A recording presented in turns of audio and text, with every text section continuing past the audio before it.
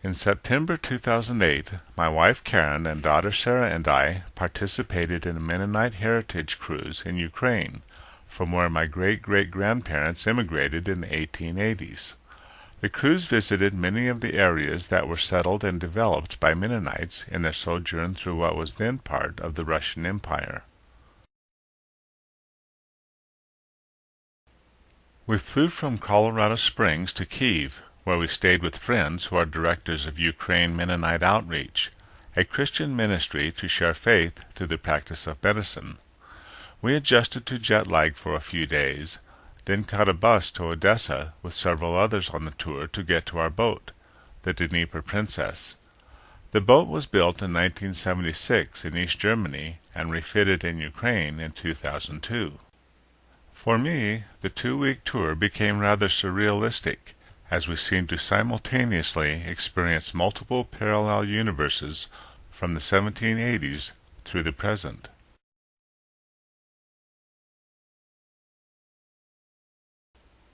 We started the tour at the Black Sea port of Odessa.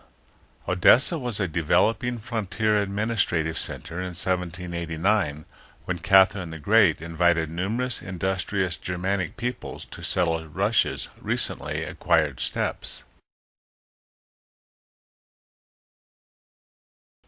From Odessa, we crossed the Black Sea to Sevastopol on the southwest of the Crimean Peninsula. Our first of many presentations on Russian Mennonite history began en route with displays of items that have surfaced from the archives in Odessa since the dissolution of the Soviet Union: a passport of an early settler in 1808, an architectural drawing for a village house barn, and a record book of Mennonite colonists. More records have been discovered in Simferopol in Crimea, but it will be a very lengthy and expensive process to recover and translate them. One of the many ironies during the trip was being greeted by a military band. Crimea is an autonomous Republic of Ukraine, but the port of Sevastopol is controlled by Russia.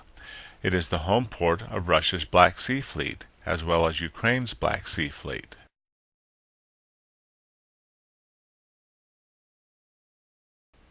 Crimea has been a land of contention since ancient times, settled first by the Scythians, then Greeks, followed by the Romans, Huns, Byzantines, Kievan Rus, Genoese, Mongols, Tatars, Turks, and Russians.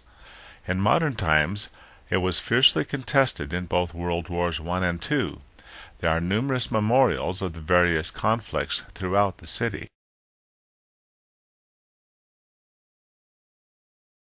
The 2,500-year-old Chersonesus was founded by Greeks and changed hands several times. This underground room is thought to have been used as a church during the 1st century, when Chersonesus was a far-flung outpost on the eastern edge of Rome's control.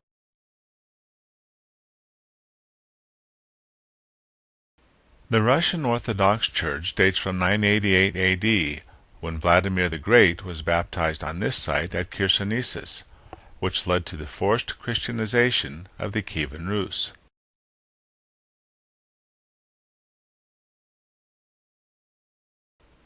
Yalta, on the southwest coast of Crimea, was the site of the second of 3 World War II conferences of the Allied powers to discuss the post-war reorganization of Europe. One of the agreements of Yalta that had severe consequences for Russian Mennonites was for the return of refugees to their country of origin, regardless of their consent. Toward the end of the war, 35,000 Mennonites still left in Malachna and Khortytsa attempted to flee to the west. Over 23,000 were returned to the Soviets and exiled to Siberia and Kazakhstan. Over half of these perished. Some were simply shot, while many others perished from starvation and hypothermia. Many were sentenced to hard labor for up to 25 years. Another of the agreements from the Yalta Conference called for free and unfettered elections in Poland, but it was so vaguely worded that Stalin was able to ignore it, leading to the Soviet-controlled satellite states of Eastern Europe: Poland, Hungary, Czechoslovakia, Romania, Albania, Bulgaria, and East Germany. As a consequence, all Russian, Polish, and Prussian Mennonite communities between the Volga and Elbe rivers disappeared. Simferopol, near the center of Crimea, has been a central administrative center back to ancient times. Crimean Mennonites who would not deny their faith were frequently imprisoned here by the Soviets in the 1920s, and many were shipped to Siberia from the Simferopol train station, a main transportation hub of Crimea since the 1870s. Private car ownership has increased dramatically since the dissolution of the Soviet Union, over fivefold in the last 10 years. The cities are struggling with the burgeoning traffic.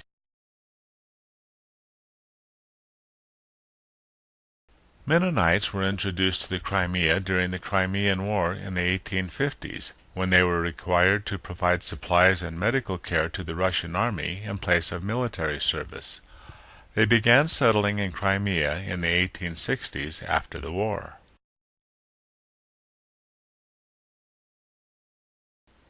Very little remains from the time of the Mennonites. We had a few village maps, drawn from memory of persons who had left many years before. While the basic plan often remains, many villages have completely disappeared through collectivization, war, and neglect. The tour largely focused on the few Mennonite buildings that still exist. Most of the extant structures were built during the golden era of the Russian Mennonites, from 1880 to the Revolution. The economy developed dramatically after one-third of the Mennonites immigrated in the 1870s.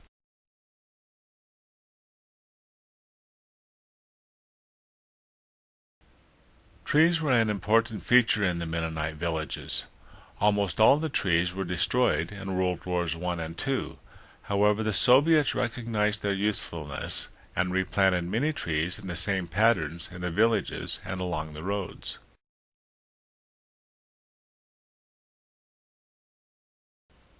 The first former Mennonite village we visited was Anafeld in north-central Crimea, where the Crimea Mennonite Brethren Church originated. This Ukrainian woman was very gracious in allowing us to tour the one remaining Mennonite home left in the village, now used for farm storage.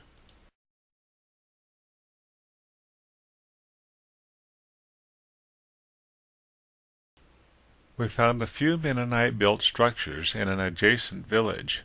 Extant tile roofs from the Mennonite era are very rare. During Soviet collectivization, a tile roof was a sign of wealth and prestige of kulaks, class enemies according to Marxism-Leninism. Roofs of corrugated concrete asbestos are common throughout Ukraine. A sedimentary layer of shellstone lies just under the surface throughout much of Crimea. This relatively lightweight stone was and continues to be used for much of the construction in Crimea.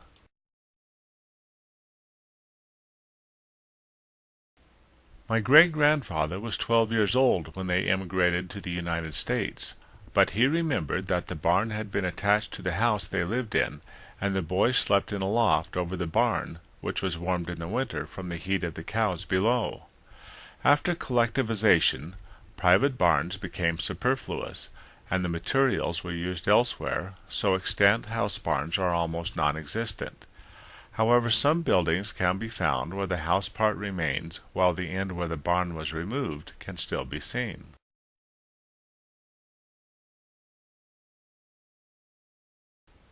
The Karasan Mennonite Church was founded in 1862 and was the main church for several other villages in the area. The church building still stands, although another building has been added onto the front. With collectivization, the church was turned into a community center. We were allowed to go inside the auditorium, which had been the sanctuary, and sing several hymns. What had been the boys' school continues to be used as a high school. Sarah was able to visit with this woman, who came by and greeted us. She is now retired, but had previously taught chemistry in this school.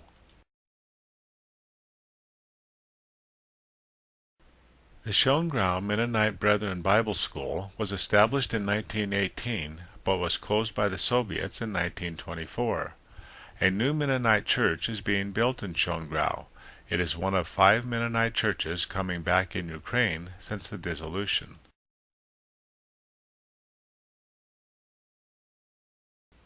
Spot, located in 1881 in the center of Crimea on the primary railroad line, became one of the main Mennonite villages in Crimea. There was a subsidiary of the Karasan Mennonite Church and a Mennonite Brethren Church. In addition to numerous stores and businesses, there were facilities for transporting goods, an agricultural implement factory, 2 large mills, and a co-educational Zentralschule. We shared a special moment when this man from our tour was able to locate the home where his grandparents and his father had lived, and Sarah was able to help translate for him with the current occupants.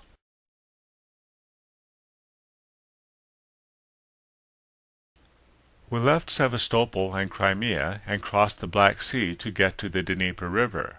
En route, we had a memorial service on the boat on World Communion Sunday.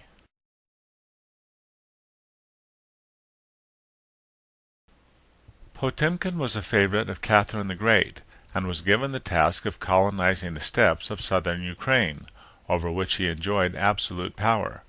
Consequently, the early Mennonite colonists to Ukraine dealt directly with him. Potemkin founded the Black Sea port of Kherson at the south end of the Dnieper River, and is buried there in the St. Catherine Cathedral.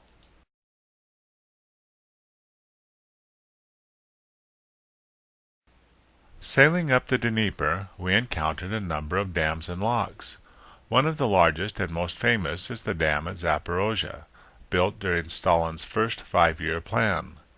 While the dam produced massive amounts of hydroelectric power and smoothed out the rapids to make the river navigable to Kiev, the resultant lake also submerged several Mennonite villages. This island is all that remains of the village of Einlage.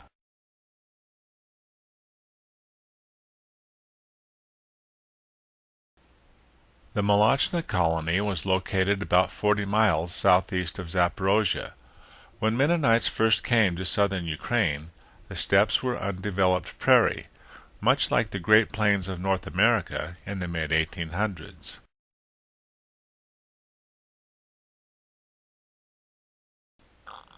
One of the enticements from the Russian government to settle the steppes was provision to supply materials for homes and villages.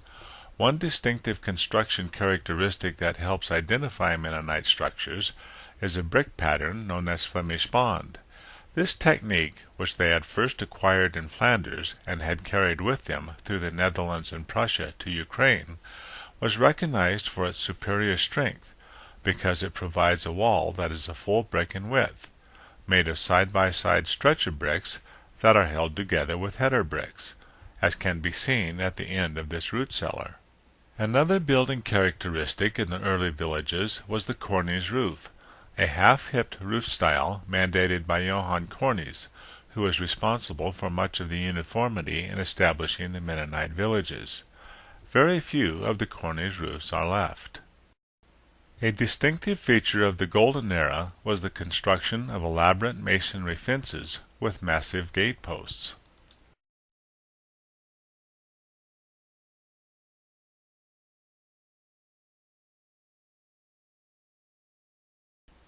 I don't have any verifiable records of where my great-great-grandparents came from in Ukraine, but the little information I do have mentions Crimea and the Malachna villages of Alexandervol, Nordenfeld, and Landskron.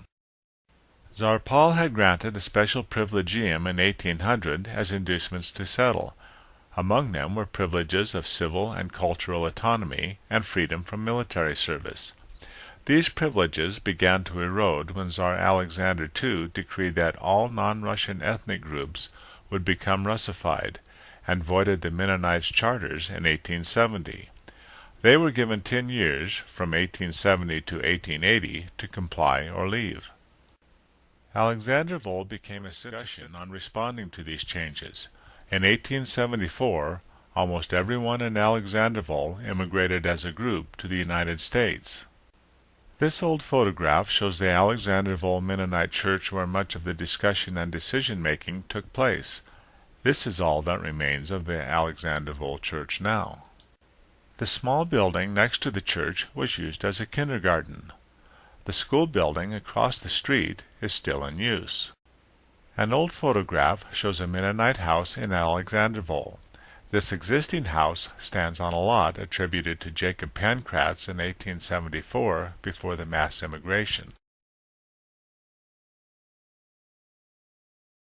17 families with 141 persons immigrated from Nordenfeld to the United States in the 1870s. Most of this village was destroyed by fire in World War II with the approach of the Soviet Army and the retreat of the Germans. But the basic layout remains much the same, and some Mennonite buildings still exist. This building was the Mädchenschule, built in 1907. After it was closed by the Soviets, it was used as a training center for the tractor brigade.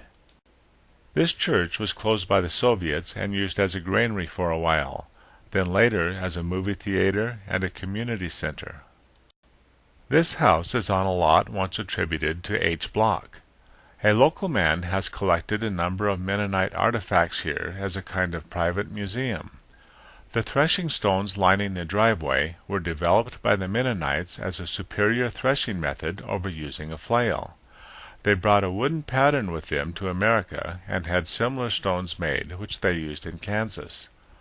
Although it was superior to other methods available at the time, threshing stones were soon supplanted by steam-powered threshing machines, which were quickly adopted by the Mennonites in Russia and America. Most villages had at least one windmill for flour.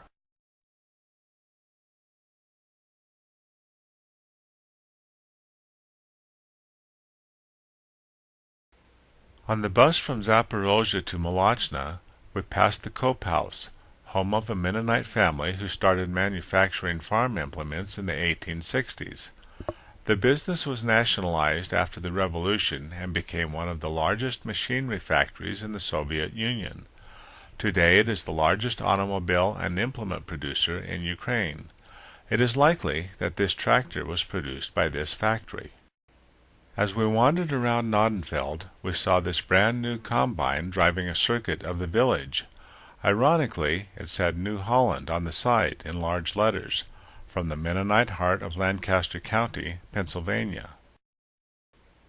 While most of Ukraine is gradually modernizing its methods, some tasks are still done by hand in the villages.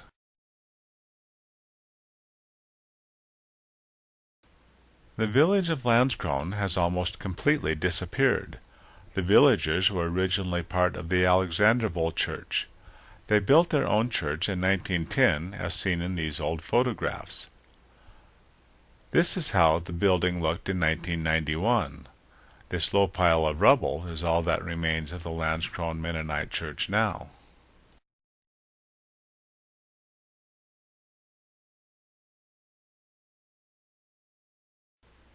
This field was a site for this man's grandparents' village.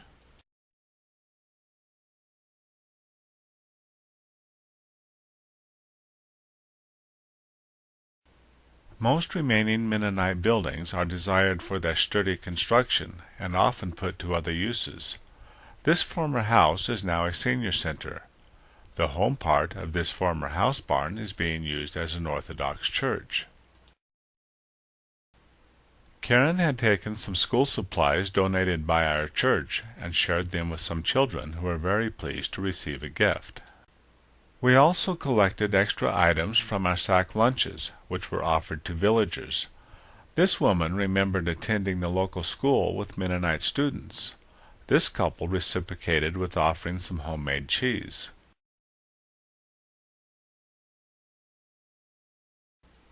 The Petershagen Mennonite Church was used for farm and grain storage after it was closed by the Soviets.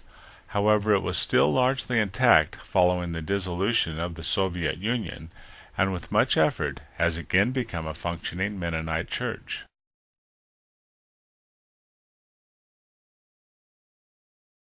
A man on our tour, Harry Giesbrecht, was 4 when he was evicted with his family from their home in Lichtenau by the Bolsheviks during the Revolution. Now in his 80s, he has returned numerous times to help with rebuilding. Working with the Mennonite Center in Molochansk, Harry funded the purchase of a used school bus for the village of Lichtenau. It is used for many things. One of the concerns was that in the winter it is too cold for children to walk to school, so they stay home. The school serves students from 6 former Mennonite villages, including Orlov, Tiga, Blumenort, and Rosenort. They board during the week and return home on weekends. In 2005, wolves attacked 14 people in the area, which added to the concerns. Once when my great-great-grandmother was asked why she walked with a limp, Anna told how wolves had attacked horses pulling their sleigh one night and spooked them, causing a runaway, overturning the sleigh, and breaking her leg.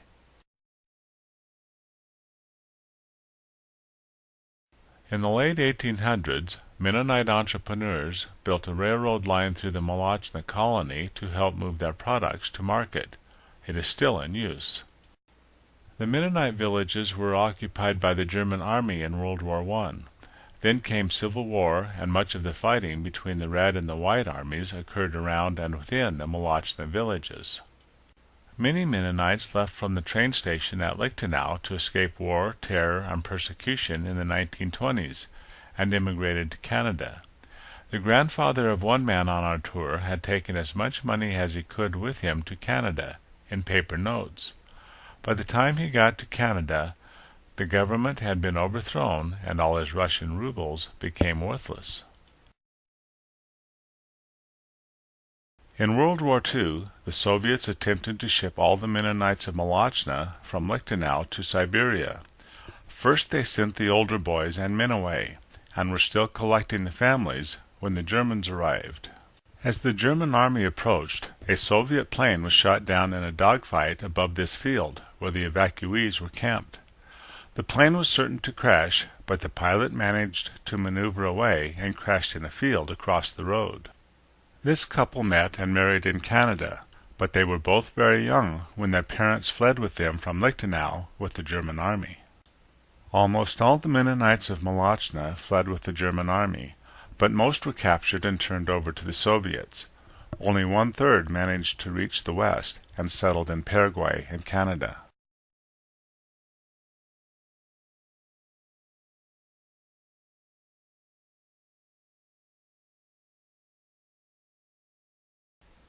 A school for the deaf and dumb was established in the 1880s in the village of Tiga. During World War II, the Germans collected all the students and teachers, marched them to this field about 3 kilometers away, shot them, and buried them in a pit. Busts of Lenin and Marx were later placed in front when the building was turned into a school, begging the question, which one is deaf and which one is dumb?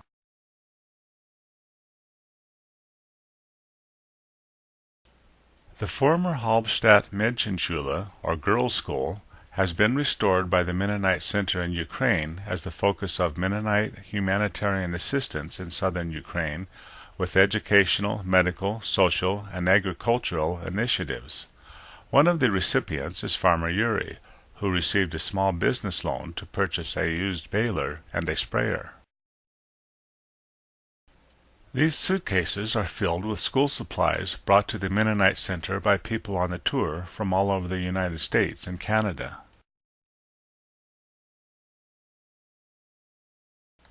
The village of Waldheim was settled in 1836 by Swiss-Walloonian Mennonite families. The entire group immigrated to the United States in 1874. The cobbled street and brick sidewalks are Mennonite remnants. The hospital was originally built by Avarkanton. The Mennonite Center has assisted the hospital with donations of equipment for respiratory therapy, a 12-lead EKG, a microscope, and an autoclave.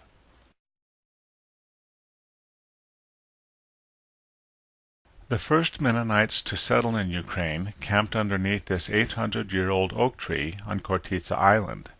The tree had been a special meeting place for the Cossacks for centuries, and continued to be a special place for the Mennonites. It started dying in the mid-1900s, but one branch lives on and produces acorns. The earliest Mennonite settlement in Ukraine was the Khortytsa colony in the area northwest of the Khortytsa and Dnieper rivers. The village of Khortytsa became the center of the Mennonite communities. Development was slow and difficult, but over time it had a Mennonite church, a secondary school, a preparatory school, a girls' school, 2 elementary schools, and 131 businesses, including factories of agricultural machinery, a railway station, and telegraph, telephone, and district government offices. Khortytsa was severely affected by the Civil War and famine in the early 1920s. The Mennonite Central Committee was organized in North America during this time to provide assistance with donations of food and agricultural equipment. MCC operated for a time out of this building and provided meals in the basement of a nearby building.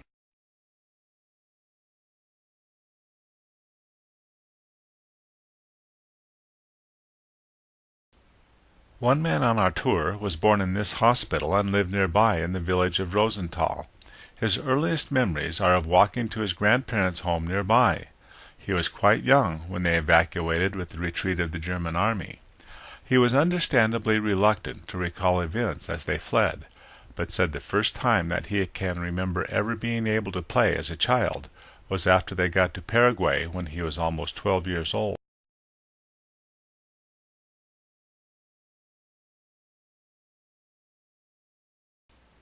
Our next stop was in the city of Dnipropetrovsk. It became a major industrial city in the late 1800s, and Mennonites were involved in much of the industry. This flour mill was built by Mennonites and is still the largest in Ukraine. Mennonites also built the tram system that is still in use. They loaned money to the city to build the city hall. In World War I, many young Mennonite men received non-combatant training for the Russian Red Cross in this building. Across the street is the former KGB headquarters building for Dnipropetrovsk. During the Civil War, the anarchist Nestor Makhno had a headquarters in the Astoria Hotel in Dnipropetrovsk. His so-called army was little more than a gang of bandits that terrorized the steppes, and we heard many stories of their looting, raping, and killing. Mennonites were a favored target of his. It was largely in response to this lawless terror that some Mennonites organized armed defense units to protect their villages. Dnipropetrovsk became a hub for Soviet military industry and was a closed city until the dissolution of the Soviet Union.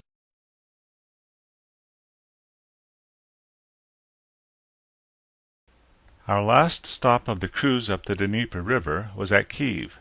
Ukraine's capital city has a long and rich but tumultuous history.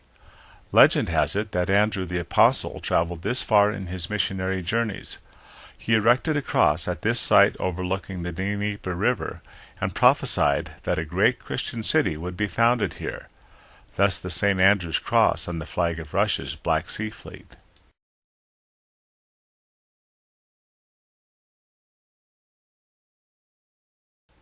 After Vladimir the Great was baptized at Chersonesus in 988, he returned to Kiev where he had his 12 sons baptized at this spot on the Dnieper, and destroyed the pagan idols which were thrown into the river.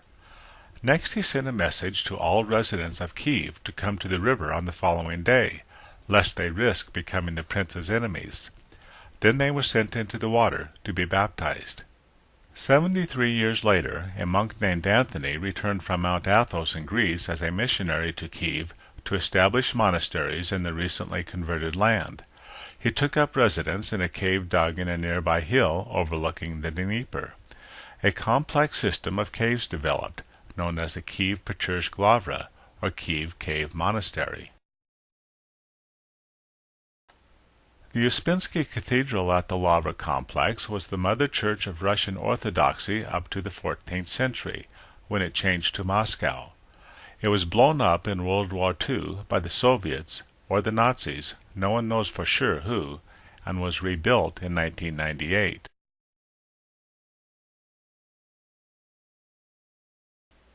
Prior to World War II, about 175,000 Jews lived in Kiev. Many got out before the German army took Kiev in mid-September of 1941. A week later, an order was issued that all Jews of the city of Kiev and its environs must appear on Monday, September 29, 1941, by 8 a.m. The notice told them to bring documents, money, valuables, warm clothes, linen, etc., indicating that they were to be transported. Any Jew that did not report would be shot. After they were collected, they were marched to a ravine known as Babi Yar on the outskirts of Kiev and shot. By the German army's own count, 33,771 Jews were shot and buried here over the course of 2 days, becoming the largest single mass massacre by the Nazis in World War II. Mass executions of Jews, Gypsies, and others deemed undesirable continued at Babi Yar for the next 2 years, estimated between 100,000 to 200,000 persons. A famine in the 1930s created by the Stalin regime killed between 6 and 7 million people. Any discussion of the famine was banned until the Soviet Union dissolved. Since independence, Ukraine is recognizing this devastating event in its recent history. A simple but poignant memorial to the victims of the famine has been placed near the entrance of St. Michael's Monastery.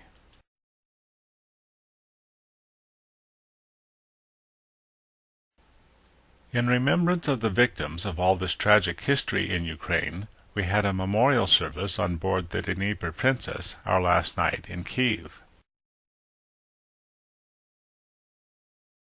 Virtually all the cruise participants had ties to Mennonites who had immigrated from Ukraine. Several had directly participated in these events. Mennonites from Ukraine immigrated to North America, South America, Siberia, and Asia. Moving to a new land was not the end of hardship. Many did not survive the journey, and most had to eke out a new existence against great adversity. For their part of this story, my great-great-grandparents, Peter and Anna Pankratz Bloch, immigrated to the United States with a group that had sold their village and purchased land, they thought, in Kansas. But they didn't leave until after the 10-year grace period had passed, and the Russian officials were no longer allowing young men or boys to leave. To get past the officials, 12-year-old Peter hid under his mother's skirt, and his brother Johann hid under their older sister's skirt. The group went by train to Hamburg, where they arranged transportation on 2 cattle boats. In the confusion of loading, all their food got loaded onto one boat. Peter, Anna, and their family ended up on the other boat. It was only by the kindness of the ship captain's wife and daughter that any had enough food to survive. As it was, my great-great-grandfather became ill and died within a month after they got to Kansas. Their language was German when they arrived in Kansas. They were met by some men who showed them to their new land, had them sign some papers in English, and left them to camp on the prairie. Then the men returned the next day with the sheriff to evict them. The papers they had signed had given the land to these strangers. They were left to fend for themselves without resources, working as they could for those who had come before. The group must have stayed together in some fashion, because when Peter was 18, his name was chosen by lot to be a preacher. He was not prepared to accept this, and left the church. Anna was the only one of her family to remain a Mennonite. Eventually she settled in Oklahoma after getting land in the Oklahoma land rush. Several of her children also settled in Oklahoma. Peter and Anna's descendants grew, fell in love, had families of their own, and spread to California, Colorado, Nevada, Oregon, Washington, Wyoming, and beyond. As they spread, some would adopt fresh faith traditions: Baptist, Calvinist, Catholic, Episcopal, Methodist, Mormon, and even some Anabaptist.